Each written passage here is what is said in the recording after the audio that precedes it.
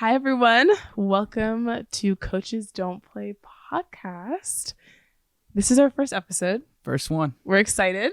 I'm hyped. This is good. I'm nervous, but I'm excited. It's going to be good. It's going to be good. There's a lot of good nerves, though. Facts. Yeah, because this is like our first time doing anything like this. I think we should probably start off with introducing ourselves. All right. I feel like if you're listening, you know who we are, but for those at this point, for those who don't. So my name is Paco. It's pronounced Paco, but a lot of people they say Paco, which is it's fine. I think I've said Paco. For sure. But for sure. I think if you don't speak Spanish, you would say Paco. But say it again. Paco. Paco. Yeah. Okay. Yeah.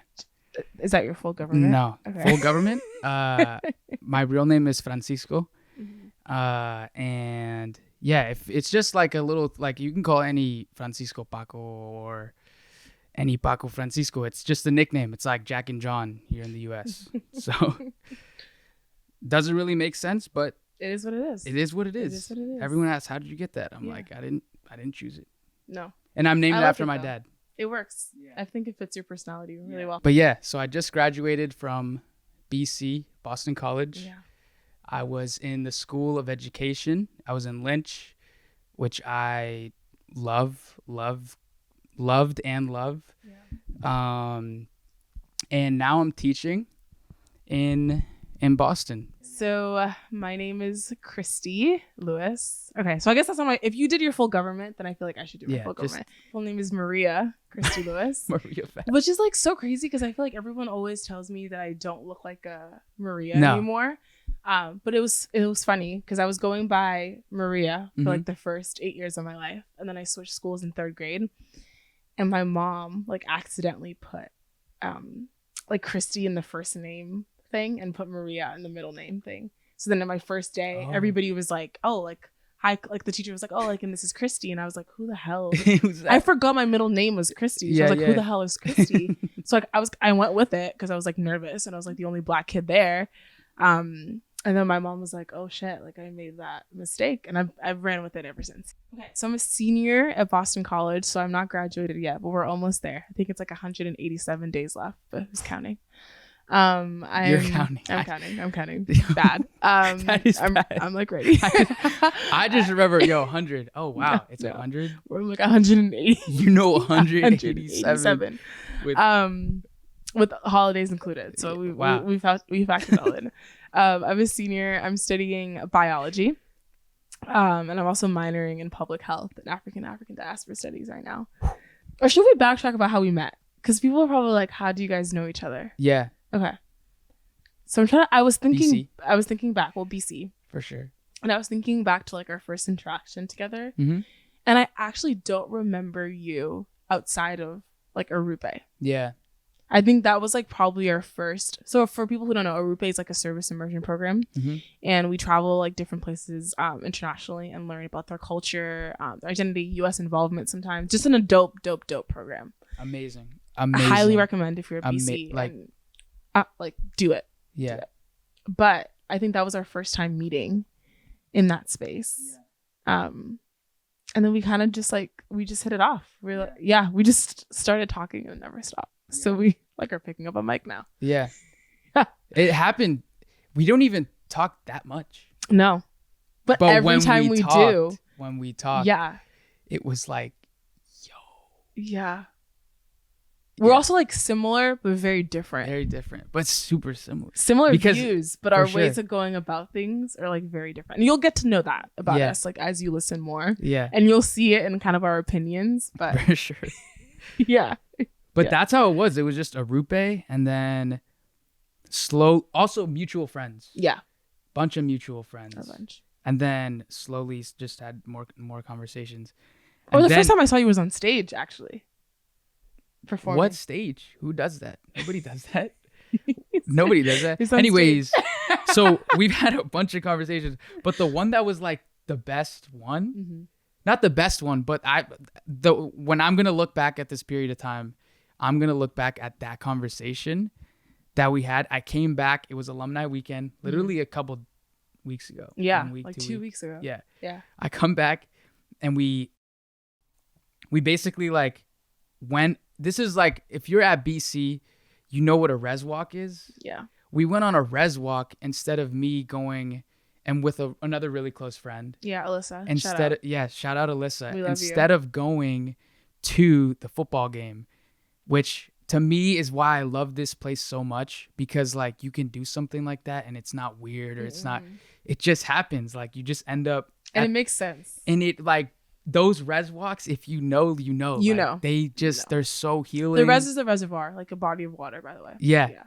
It's just a body of water. Yeah. It looks normal, but to any BC student that has taken advantage of that, you know how special that place is. Literally, when I drive by it, like as I'm coming back to campus, it just brings up so many emotions. And it was just funny. I was supposed to go to the game. Yeah, and I was supposed to go study. I had like an exam. Yeah, but then I was like, hey, do you want to take a walk? And we took a walk. Then we took a walk. And then like the same thing happened. We also went, we call it little family dinners or family brunches, breakfast, whatever it is. We have another really close friend, Levi. Shout out Levi. Yeah, shout out my co-lead for Rupe. Yeah. And we went, like every time we talk, it's just like, yo. Yeah. Like, and wow. It's never like a 10-minute talk. No, never. We start off of being like, let's go for like a 30-minute like walk, or let's go for dinner for like an hour, or like lunch for an hour and a half. And we end up talking for like 3 hours, and we're like, where did the time go? Yeah. And the conversation just never stops. Like never. No. Oh, this was it. Okay. So this is really what it was. Okay, go ahead. I texted you and I was like, how do you get inspiration or stay inspired or stay motivated to start something that feels super uncomfortable? And you sent the most like beautiful, like uplifting text anyone could ever imagine in a friend. And it was like, that was like, okay, I'm doing it. Yeah. And I have something else in mind that I want to start. But then you just threw in like, let me know if you need any help or if you want to do something together. And I was like, we gotta do it. We gotta do something together. And then it just like snowball. And then podcast. You want a podcast? Yeah. What? Yeah. And now we're here. I feel like we have to get into the name of the podcast. Yeah. Because coaches don't play, right? I feel like people are going to be like confused on like what that means. Yeah. Coaches don't play. Also, we just have to give credit where it's due. Fode. Genius. Thank you. Yeah. He works with me in academic advising. Shout out. And I was like, Paco and I are starting this podcast, you know, like, and I gave him the idea, which we'll get into our why and the idea of starting it. And he just said it. He was like you won't use this, but like coaches don't play. And I was like, genius. Yeah. This is amazing. And he was like, really? And I was like, yeah, like this is dope.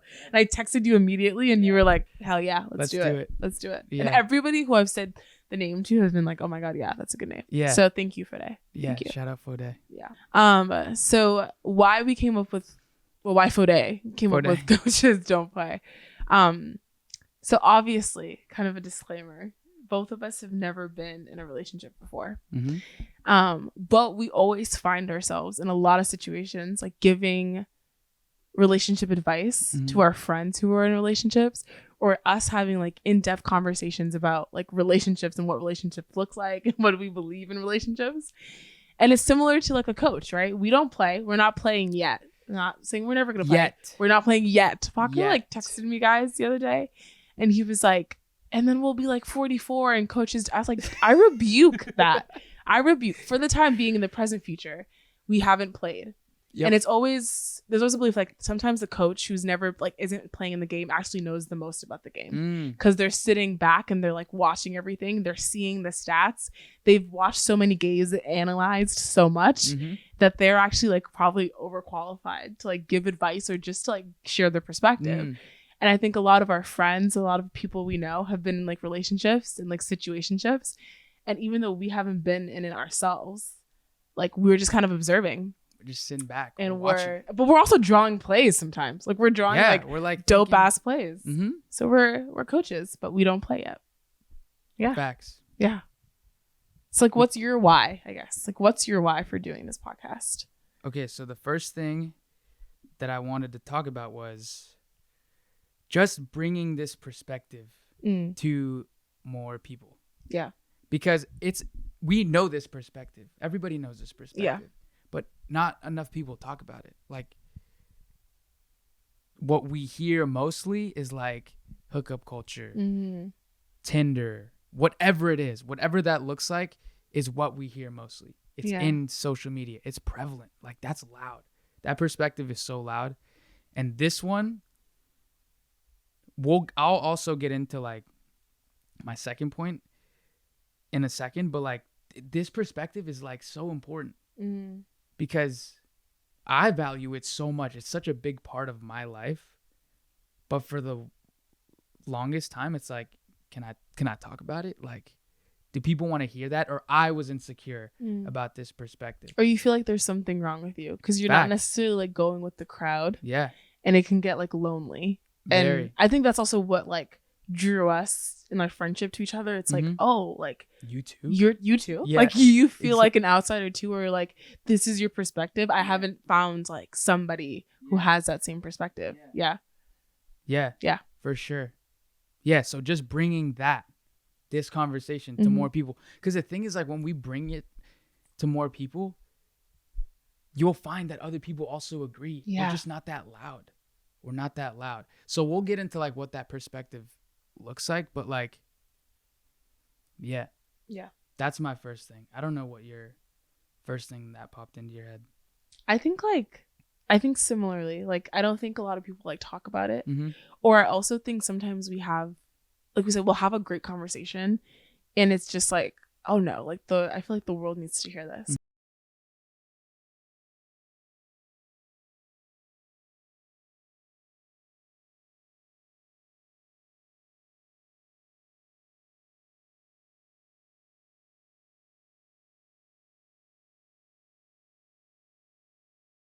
And a girl, and we have very similar views. We've gone about it, like we said, differently, and like, why not share that? Because I feel like there's nothing like this of like someone, like just two friends, like genuinely like who view the world the same, but also it's like outside of the box, like, you know. And I think we'll get into it later, the analogy of like the square and like the circle, but that's why. That's my first why. So my second one, and these all play into each other. But the biggest thing that I've like come to realize is, so I've never been in a relationship. I have never had sex. I have never even kissed someone. And just saying that is like, I didn't know about the last one. You didn't know? No. Yeah. So like, so we're learning. How did you not know? I'm not scared to say it. Clearly, I'm not scared to say it. Yeah. But the thing is, it doesn't come up in conversation. I'm also not eager to share it. Yeah. I mean, right? Like, I think girls. Yeah. I'm generalizing, I'm sorry. But in my relationships, I feel like it's something that we talk about because there's this whole like timeline thing of like, when have you had this or have you had this yet? Yeah. So I think that's why for me, it's we like, have that timeline too. Yeah, but it's like, that's why I didn't know, because I just assumed like you just assumed that you had your first kiss. Yeah. Never. So when I say something like that, it's met with the first thing, like, it feels like always is, are you gay? Yeah. That's the first thing. And then all I can say is no. Like, how can I prove that to someone? But like, no. And I swear it's like always, are you sure? Oh my gosh. What? Yeah. It's like, do you really know yourself? Do you know your sexuality? Like, what the hell? Are you sure? Yeah. Or they'll just ask it in a different way. They'll be like, oh my God, and this is multiple times. It's like, it's like, nah, you could tell me, like, you can. It's like they're like, you can be comfortable. Yeah, with you. Like, I'm not gonna judge you. Like, I'm an ally. Yeah, like, saying that I'm an ally. I'm not homophobic, by the way. As if I'm like, dude, I'm gonna love you. I'm gonna love you anyway. In this second, right here with you, and then when you're asking me the exact question, you just asked it differently. Like, no, it's like the audacity. You heard the answer, but the thing is, like, and I'm not trying to say like, oh, I'm so different, blah blah blah, but like, it's different enough to where like people don't know what it is. So then the next thing that I've heard a lot is, are you asexual? Like, are you attracted to anything? Like, what do you feel? Like, people try to like pick my brain. Asexual is another term. Or, so if it doesn't have to do with like sexuality, people resort to, oh, you should have just told me you were religious. Like, you should have just told me you were like a big time Catholic. Like, you're basically a Jesuit. You should have told me. Like, I didn't know you were like you're going. A priest. Yeah, exactly. You should have just told me. Like, also no. Like, also no to all of that. Like, and this would be like its own dope podcast, but like our own dope conversation about spirituality and religion and my viewpoint on it. I believe in God like so much. God dictates my life and same. Very firm Shout believer, out to God. Yeah. But I'm not like religious in the sense that I follow I was raised Catholic, but I no longer follow Catholicism or like the Bible. I love the Bible. So this is like, it's like weird, right? Yeah. And but we can get into an episode. For sure. 100%. And like dissect that. For sure. But my decision making has never been because I'm religious. So I would say no to that, like 100%. Yeah. And that's why I also want to bring it up to people, because it's like, why is it that like this, where I am right now, something that I'm so comfortable with at this point has been met with a bunch of like making me feel weird, like making me feel like you're not where you're supposed to be, or you're behind. Yeah. Yes. Yeah. Like, it's just so different that it has to be this. Like, I can't just be me. It has to be, oh, you're religious. You got to fit into something. You're gay. Yeah. Okay, makes sense. Because I think it's easier for humans to like fit you into a category. Yes. Because then it's too hard to try to understand who you are, right? Exactly. And we're so impatient because it's like, why would I get to know you if I can automatically fit you into a box? Yeah. And the moment you don't give them that box, it's like, oh shit, there's like more to unpack about you. Yeah. And now I have to spend more time. And not everybody's usually like patient or even willing to get to know somebody on that level. Yeah. So it's easier for someone to just be like, you're gay. Oh, I got it. Like, obviously you're gay. Yeah. Or like, nah, you're a priest. You're a priest. Like, you can tell me. We're cool, right? We're cool. Like, so crazy. Yeah. So crazy. No, and it's been happening more and more too, because I've gotten more comfortable with saying it. And I'm telling you, it's been happening. Like, within the past 2 weeks, it's happened. Like, I just went to dinner with someone and they tried to ask me a couple times. Like, they try to like sneak it in. Couple times. To not make it obvious. Yes. Yeah. Wow. I'm like, yeah. No, but in that conversation, I'm getting more and more comfortable. So in that conversation, I was like, there was another friend there, and I'll send this to them. They'll think it's funny. But my other friend was like, yo, bro, chill. Like, to our other friend. And I was like, no. Like, he doesn't have to chill. Like, we could talk about it. Like, whatever he wants to ask, like, ask away. Like, I'm not afraid to tell you why I've decided this, or, and then it leads to like a really cool conversation. I mean, it did for us, like a cool conversation. Yeah. And I think that's where like my second why also comes in, is because my biggest thing is like timeline. I think I came into college and I was like, oh my gosh, like everybody has had their first kiss. Yeah. Like everybody's having sex. Like, why am I so behind? And I internalized a lot of that. And I was also like, well, I went to an all-girl school, so I never had experience, you know? So I would use that as an excuse. And I think especially your freshman and sophomore year, it's heavy, like, who can you talk to? Yeah. Like, who are you talking to? It's like, that's the biggest thing that people ask you about. Like, what's the tea? Like, who are you talking to? Like, who are you kissing? Who are you hooking up with? Like, you live in those 8-mans and it's like, who are you walking in with? Like, that's such big, like, hookup culture within BC. Yeah. And I also always felt uncomfortable by that, but I never had the words to like name it of like why I felt uncomfortable, right? I'm not defined by like how many people I've kissed or how many situationships I've been in or what I've done. And it's kind of just like, we kind of have to change that culture a little bit, because I think it makes people feel insecure about themselves and it rushes people into things that they're not ready for. And I have felt that like so much. So much. The timeline, bro. It's like the time. It's like the time's kicking. Like it's like ticking. Like we're like, what are you gonna do next? Yeah. And then it's like the like milestones just become bigger and bigger now. Yeah. Like, people are like, we're talking about marriage now. Yeah, like, people are getting married. People are getting engaged. Yo, I'm not even. You never even. I'm still at home plate. Like, what do you mean marriage? You haven't even made it onto the field. Yeah. Is that crazy? Is that? Yeah, that is. You haven't. People are getting married. That's okay. No, but it's like the pressure. What? The pressure. Yo, yeah. I literally wrote down pressure as like one of the things that I wanted to share, because it's so big, and it goes back to Levi's conversation that we had. We had a little family dinner. Yes. Our family brunch, and Levi was like, "Yo, guys, like, isn't it funny how like we just always go back to relationships, like who are you getting with, who is this, who's like what's new. But when you ask what's new, like most of the time people want to know like what's new. Exactly, that's what they're asking. People are nosy. Like, why don't you want to know, like, yo, am I struggling with, like, I don't know, just anything else. Yeah. Like, just learn about me. But I do this all the time, too. I'm always trying to find out what my friends are doing in terms of their relationships. Like, who are they hooking up with? Do you have a girlfriend? Or are you still with this person? Like, all the time. I do that all the time.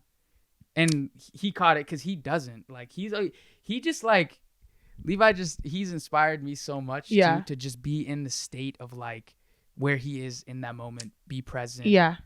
And he doesn't have to like rush anything. I think we're also humans. I think we just like to know like who people in relationships are literally and relationships aren't bad. Like that's what the thing is. I think what's weird about us is that we not weird, but we love relationships. Yes, that's literally what I want most. We get so excited. Yeah. We get so happy and we love love. Yeah. So why wouldn't we ask about it? So exactly. It's such a fine line. It's a fine line, but it is interesting that all the conversations always lead back to love. So what that, exactly. So for me, I wrote it down because it's like pressure. There's pressure. That's not bad though.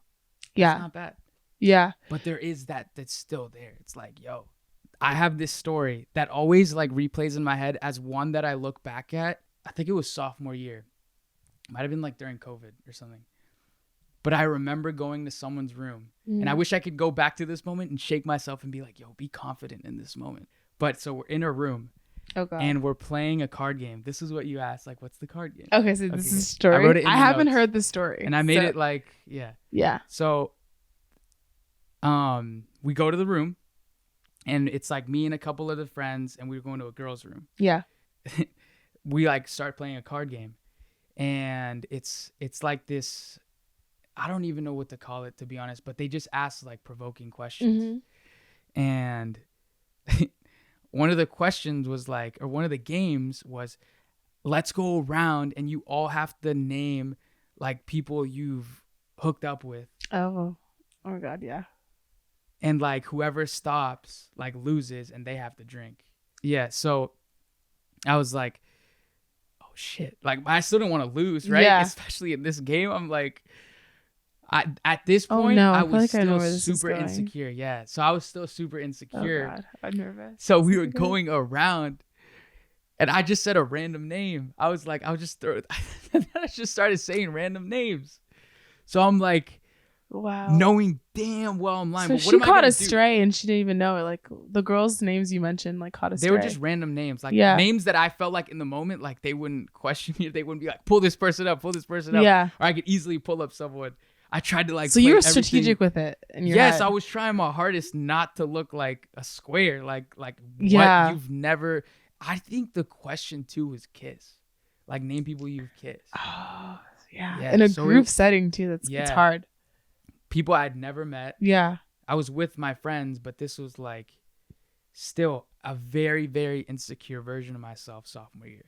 So I was like, nah, in my brain, I just can't even like imagine being in that moment and saying like, like, nah, I've never kissed anyone and just stopping. I'm like the second person. Yeah, it's hard. It ends at me. Yo, I lost. What? Yeah. No. They'd that's be a like, tough situation. I thought they'd be like, yo, what the fuck? Weirdo, blah, blah. But now it doesn't even matter to me who I'm with. Like literally it doesn't matter. I'm literally saying it in front of the camera and gonna post it on my social media. Like I don't care. Yeah. And so I wish I could go back to that version of myself and shake him and be like, yo, be confident in that moment. It's going to pay off in the long run. I feel like I know that's the pressure we're talking about. Mm-hmm. That's so interesting because I think. What do you think you would have done? I'm sorry. In that situation?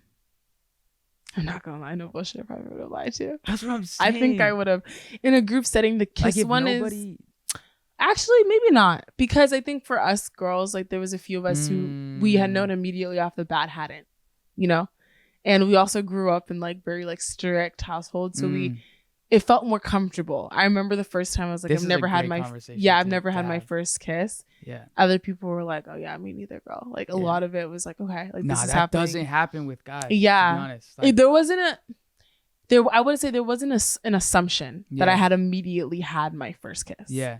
Yeah. Also, it was probably different too because it was COVID for us. Definitely my freshman year. So nobody was really. Actually, let me not say that. I don't know. But so yeah. Do you know what also my pressure comes from a lot of the times? Is that it's rare for me to be able to be friends with a guy comfortably. Why? Without my friends assuming something. Yeah, all the time. All the time. And people are gonna assume this. You're two single people that have.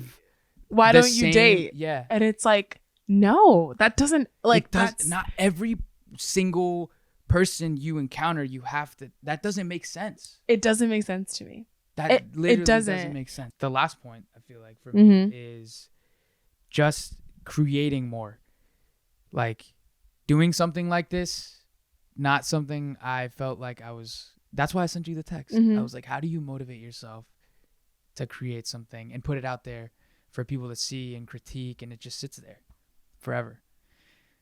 That's scary, but creating it has been like doing this. We're here. Like it feels so good. We're doing it. We're present. And just as we've been doing it, just as we've been here, it feels so much better now than it did when we started a couple hours ago. Yeah, no, it just feels so much more relaxed. All the jitters, I feel like. And we like settled right into it. Yeah. And I think that's either that's further confirmation that it's right and we should have done it. Yeah. Because I think like, right, if it was like maybe wrong or if it was awkward, you feel that kind of like itchiness like that. Yeah. Nah, it's not meant like, but it's like, no, it feels right and it feels good. So it's like, that's a confirmation. Like you're doing something right. Facts. And we're excited. We're excited. Keep talking about this stuff. Yeah. And we're going to keep talking. And I also was, I was telling Paco, like, we kind of going into it having no expectations.